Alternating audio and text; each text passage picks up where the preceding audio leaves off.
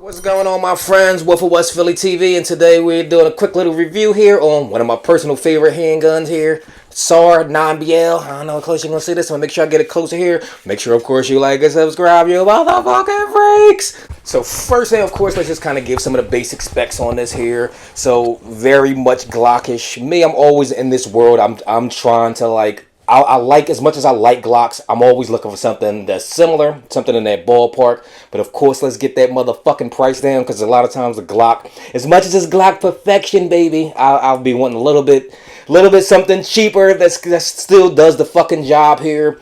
Something like this here, so really much closer like your general Glock 19. That's where I build a lot of like the, like at least the mindset of what roughly the gun size is like. This one right here, 4.4 inches, striker fired, of course, and 9mm. They may make these in 40s, but I'm not sure.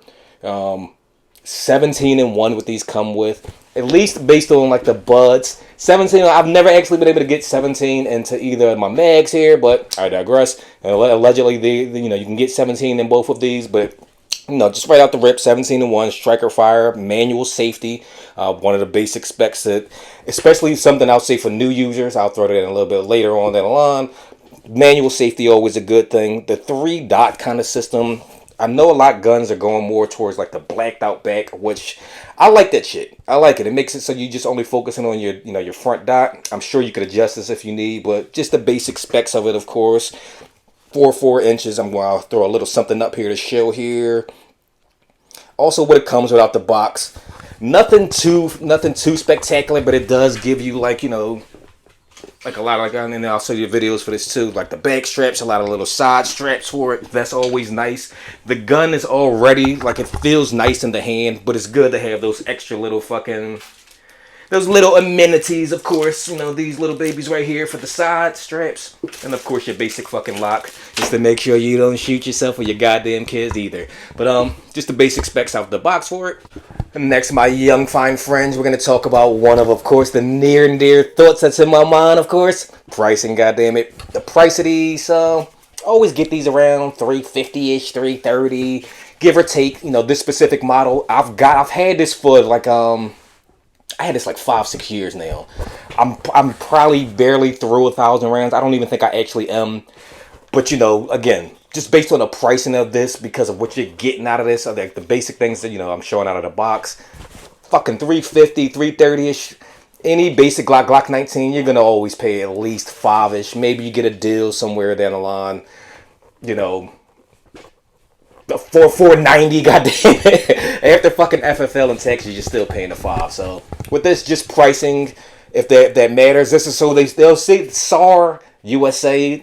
These motherfuckers, they're really a Turkish company. I don't know if that matters to you, because these weren't made where freedom was made, goddamn it.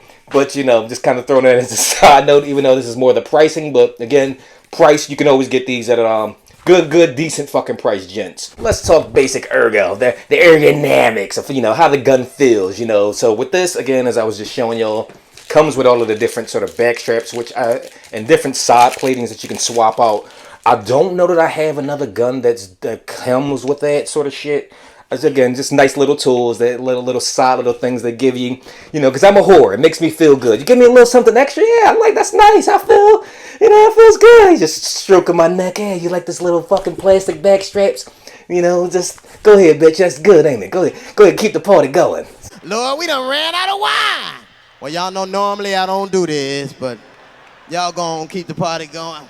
So, like, just cool little amenity. Not gonna fucking, really change the game in terms of, how you feel about the gun. But it's a nice little touch. Overall, is the feel, goddamn it, it's like, so that rubbery sort of grip that you'll get with some guns, it's not rubbery, but it's right in that kind of feel. So, and a big thing with me, I'm always worried about like shooting for long periods of time. It start getting sweaty in your fucking hands and shit. And then just how it feels. It always feels like my hand just melts right into it. So I love that part of it in terms of the overall ergonomics, just how the gun feels. Again, it's one of those, I'll say this is my overall favorite pistol at this point, even though like this canik TP9DA that's in the back, slowly kind of catching up on this. I just feel like I overall shoot this gun probably better than any of my other personal handguns. Again, so just right in that compact area, so it's not your full size. Again, about a Glock 19 size, but just how it feels, and just I feel like I'm putting the shot where it needs to be, or as good as I can. I hit the motherfucking paper, believe me, it hit the paper. But overall ergonomics with this, very kind of just, again, grippy, like a good grip. It feels nice in the hand. It doesn't feel as plasticky, even though it is, it's polymer, that part, but it doesn't feel as, you don't feel cheated, you know what I'm saying? Even though, like, I love Glocks. I'm a Glock guy, but that Glock feel, that it feels more plasticky and shit in the bottom. Even though this is the same thing, it just doesn't feel that way. So just throwing that in there. Feels more expensive than it is, but 333 schmagalax, 330 schmagalax. That's what I'm talking about, people. So good ergonomics. So let's talk overall concealability. So with this, not the biggest gun in the world, depending on the size of you. As you can see, again, as I always say, I'm a skinny little motherfucker. So like this, I like carrying this. This is more of a winter gun for me, just because of the size of it. I'm always wearing some shit like this that's tight, goddamn it. So I don't know, carrying this always, it bulges more. I can't front. I bitch a little bit more than I need to, or I should be, as far as with printing. Because with print, I was like, I don't want to print. I don't want there to be any more of a reason for somebody to fuck with me in the store. Police officer, hey, what you got going on there? Or some shithead lady who's know nothing about nothing. It's like, oh my god, he's got a gun, or just, I don't want any fucking confusion here. So overall sizing, again, Glock 19, if you're one of those people, you have one of those, or guns that are in that ballpark, 4 inches, based on this, the thickness is about, again, I think it's roughly about the same as your, typical Glock 19, or a lot of ones that are in this kind of size range. But with this, not the most concealable, very concealable. You can still do it in the summer times. You can just, obviously adjusting your clothing and different ways for it, but it's not the most concealable, but you can get shit done. You're fine. But you know what I'm saying? Just something to consider, especially if you like wearing shit, when you motherfucking working out and shit, and let the game show. So just something to consider if you're a bigger guy too. It don't fucking make a difference. I know a lot of bigger guys. It's just I'm wearing giant fucking 6X fucking shirts anyway, so you can just hide a goddamn bazooka. So, but just something to consider if compact isn't something that you're as used to, or you don't like the sizing, especially for people who like are newer users. Right, so now let's talk about trigger. So with this, I'm definitely, you motherfuckers know I am no goddamn pro. I am not like some seasoned high-end fucking like shooter, even though I've got my experience. I've been shooting longer than the average bear, but I definitely don't pretend to be like an expert marksman. But again, I hit that motherfucking paper though. But with this, let's talk trigger. With this, I like the way it breaks. Again, it does. I don't feel like I'm shaking as much when I'm getting closer to actually like pulling that motherfucking puppy. Let me get a little bit more for you guys so you can get a feel. Slow.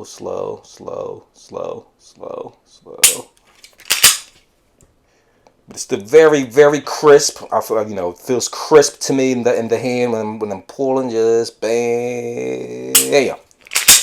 So again, I know people get really specific with their triggers and how they feel about them, and it gave me a couple of inches off. I'm not the most pro again to say that there's anything wrong with the trigger. It feels good. It feels good to me based on my time shooting it and my years with it. Again, I shoot this gun better than pretty much all of my other handguns, so it feels crisp to me. Just let me give you another one hand again. I don't know. Trigger feels good. It doesn't make me think like what the fuck is happening here. I can get quick rapid shots off if necessary, and times when I fuck with it in a range. But again, I don't have anything like crazy bad to say about the trigger. Not the most fucking reliable source to get that sort of details for, but again, it doesn't stick out to me to say what's up with this motherfucking trigger, y'all. So something to consider for you guys. I know some of you more of a stickler for that type of shit. With this, I'm just gonna say just the overall value. Again, coming in around $330, $350ish for the price of what you're gonna get with this bad boy. It's hard to beat in terms of like just what you're getting out of it. Just the overall, these motherfuckers, they're reliable. Well, relatively. It ain't Glock Vivek, M&P shields or some of those, mid-level kind of, like, in terms of the expense for it. But what you're getting out of these, again, I can't say that I've seen a bad review. I'm sure they exist. I'm sure some people have had some issues with it.